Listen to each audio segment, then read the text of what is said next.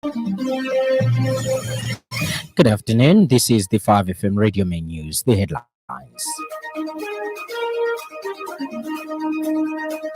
Community Action condemns light sentencing in Sujilite scandal, calls it a mockery of justice. The Zambian Civil Liberties Union condemns torture and killing of Enoch Simfukwe and demands justice. U.S. strikes deportation deals with Honduras and Uganda. This bulletin is live on our page 5FM Radio Zambia and our YouTube channel 5FM Radio Zambia. With the details, my name is Lance Sannie.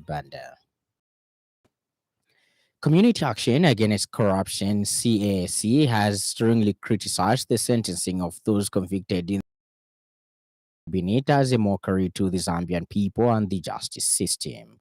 In a statement issued, CAC Chief Executive Officer Brighton Tembo says the sentence does not reflect the gravity of the offense. Mr. Tembo states that the Sujilite case was a serious matter involving the plunder and looting of state resources by individuals closely connected to the current regime. Zambians expected stiff penalties for those involved. Handing down a 5-month sentence and minimum fines is as good as sweeping the entire scandal under the carpet.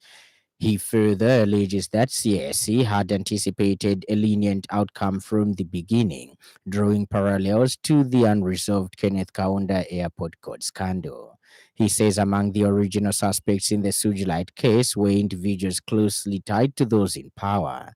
Sending them to prison would have embarrassed the regime and tarnished the artificial image of a corruption-free government currently being pushed by state officials.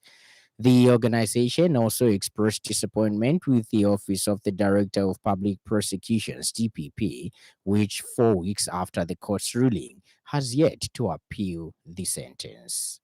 People involved in Sujilite scandal to 5 months imprisonment by the Mansa subordinate court is a mockery to the Zambians and also a mockery to the justice system in Zambia. You know, those people were involved in looting and plunder of state resources. So giving them 5 months and those fines they have been given to pay to the state is a mockery to the justice system. We knew that this case will not go any far or will not bring the expected outcome because the people involved were very much close to the current regime. So it is not very much surprising. So we can only aid the Director of Public Prosecutions to prove a point by appealing that soft sentence. We cannot fight illegalities, including people who are close to the current regime. If found guilty, are handed very soft sentences. That is not the right way to go. The fourth bilateral trade meeting between the Republic of Zambia and the United Republic of Tanzania has commenced, underscoring the importance of bilateral trade relations in advancing Africa's economic integration amidst a rapidly evolving global trade landscape. The technical level meeting seeks to review progress on key action points agreed during the previous session held in Tanzania from 15th to 18th April 2024, while addressing persistent non-tariff barrier and TBS part that continue to hinder trade and economic growth between the two nations. In his opening remarks, Ministry of Commerce, Trade and Industry Director of Foreign Trade, Simon Zambia's technical to co-chairperson Simon Ngona has emphasized the role of both governments and the private sector in fostering cross-border trade. Dr. Ngona has further expressed confidence that through open and constructive dialogue, Zambia and Tanzania would find solutions to traders' concerns while advancing shared priorities such as industrialization, value addition, and regional integration. He has also acknowledged Tanzania's significant role in regional affairs, particularly within the Southern African Development Community, SADC, and the African Continental Free Trade Area, AFCTA.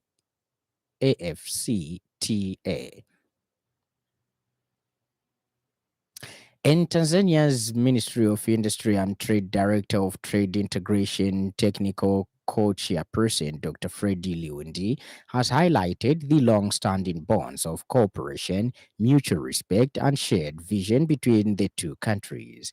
The meeting is expected to provide a platform for Zambia and Tanzania to strengthen trade cooperation, leverage their strategic locations and natural resources, and find lasting solutions to challenges affecting trade and investment. Officials say the outcome serve as an impetus for deepening bilateral ties while contributing to Africa's broader economic integration agenda. Outcomes that will further deepen our bilateral cooperation. As a co-chair, it is our collective responsibility to guide this discussion toward concrete and actionable results that will enhance trade facilitation and promote prosperity for our citizens. Distinguished delegates, Tanzania recognizes the main issues proposed for discussion at this bilateral meeting aim to remove challenges and boost trade among our people of the SADC region in general.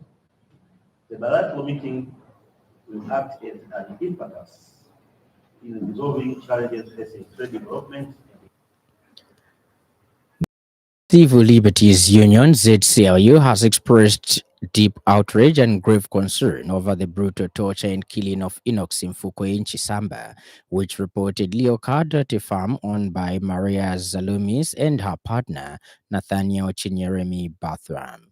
In a statement, ZCLU Acting Deputy Executive Director Derek Chekwe says the union is appalled by the Zambia Police Service's lukewarm response to the incident, criticizing the police for issuing a public statement that appeared to shift blame onto the deceased rather than pursuing a clear path to justice. Mr. Chekwe says this is completely unacceptable. Law enforcement exists to protect life and uphold justice and not to excuse, sanitize, or shield those implicated in heinous crimes. He stresses that no one should be treated as being above the law, regardless of their social or economic status. Mr. Chekwe further condemns the act as a clear case of vigilante justice, stating that the torture and killing of Simfukwe barbaric methods was based merely on suspicion that he may have been planning to commit a crime. The Zambian Civil Liberties Union has called on the Zambia Police Service to arrest all individuals directly involved in Simfukwe's torture and murder without exception. And start arresting the killers of Enoch Simfukwe. No alleged offense justifies the torture, ropes, and killing. Enoch Simfukwe was murdered, plain and simple. If the police fail to act, they are telling communities that mob justice is acceptable. That is a recipe for lawlessness. Ordinary Zambians rot in detention for petty crimes, yet the powerful walk free after murder. This is not the justice system our people deserve. Profiles must not matter. Whether rich or poor, every Zambian must face the law equally. We demand the arrest of all perpetrators and accomplices without fear, favor, or selective justice.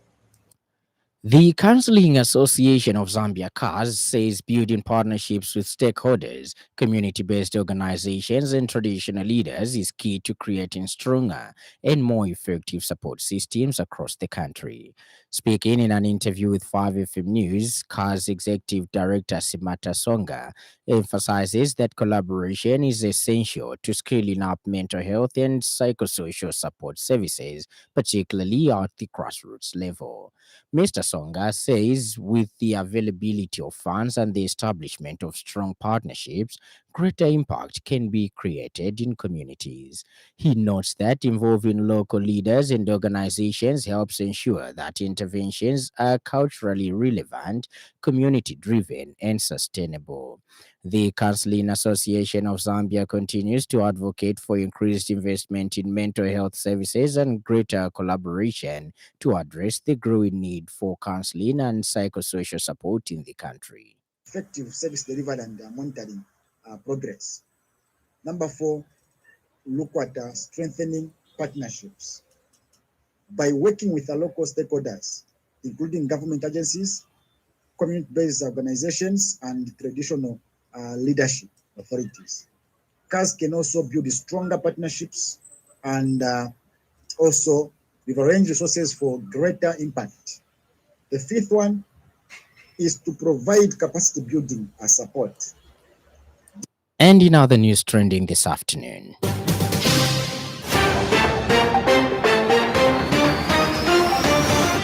Worldwide Fund WWF for Nature in Zambia is strengthening market linkages between smallholder farmers and private sector partners such as Zambian Breweries PLC, Coca-Cola, and Zambia Sugar PLC, enabling community cooperatives to access stable markets for sustainably produced crops and tree seedlings. Expectant mothers in Chikankate's Nanduva and surrounding areas will soon have improved access to safe delivery services following the construction of a maternity annex at Nanduva Rural Health Center. Up next, the business news. 5FM Radio Business News. We mean business. Keep you current in commerce, trade, and industry, local and global. It's our business to keep you informed about business. Energy expert Leonard Sepe has described the recently implemented open access framework as a major turning point in Zambia's electricity market, with the potential to transform the sector by boosting competition and improving efficiency. Speaking in an interview with 5FM News, Mr. Sepe explains that the framework allows independent power producers, IPPs, to directly supply large electricity consumers using existing transmission infrastructure previously managed solely by ZESCO. Mr. Sepe says this reform is expected to improve competition, drive operational efficiency, and eventually lower electricity prices for consumers. He notes that while ZESCO's central role in the sector will gradually be reduced, remain a key player in facilitating transmission and grid stability. Mr. Sepe also highlights the open access framework's potential to unlock renewable energy instruments, particularly in underserved areas and off-grid areas, by providing more flexible access to the national grid for private players. He adds that this is a great opportunity to attract clean energy developers and expand electricity access to communities that have long been left behind. With regards to open access framework, it marks a turning point in Zambia's energy or electricity market by allowing independent power producers to supply large consumers directly using existing transmission infrastructure. Now, while ZESCO's central role will gradually be redefined, this reform is basically expected to improve competition, drive efficiency, and eventually lower prices for consumers. It also offers an incentive for renewable energy investment, particularly in underserved areas. Now,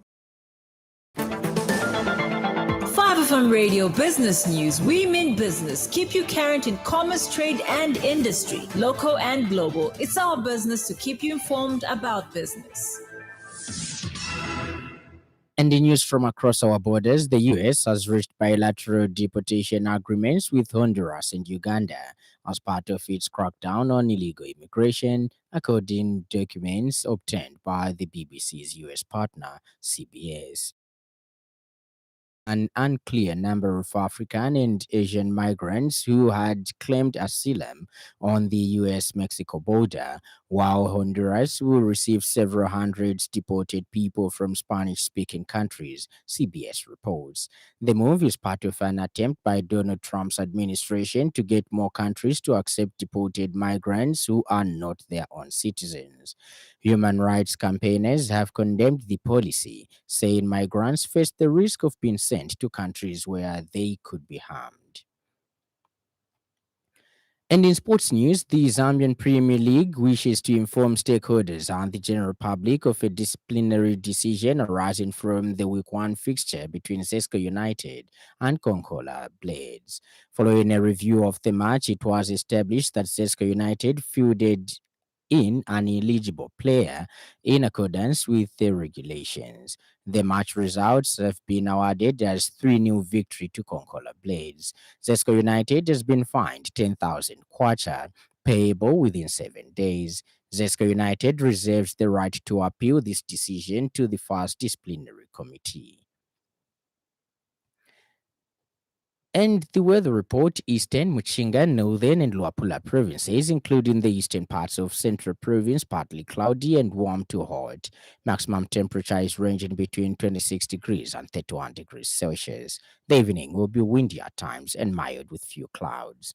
Northwestern, Western, Southern, Lusaka, and Copper Belt provinces, including the western parts of Central Provinces, mainly sunny and warm to hot with maximum temperature ranging between 27 degrees and 32 degrees Celsius.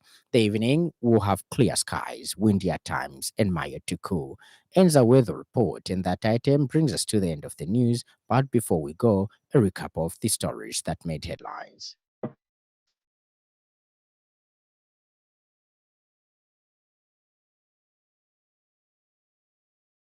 Community Action Against Corruption has strongly criticized the sentencing of those convicted in the Sujilite scandal, describing it as a mockery to the Zambian people and the justice system.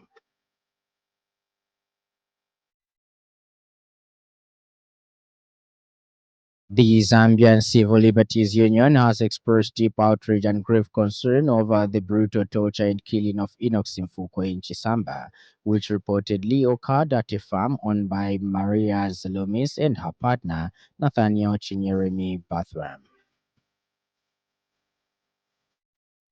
And finally, the US has reached bilateral deportation agreements with Honduras and Uganda as part of its crackdown on illegal immigration, according to documents obtained by the BBC's US partner, CBS.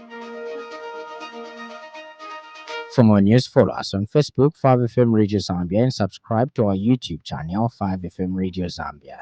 On behalf of the entire news crew and the technical department, thank you for listening to the happy hour of 5FM. Stay safe and stay tuned to 5FM Radio. My name is Lance Sannie Banda. Enjoy the rest of the afternoon.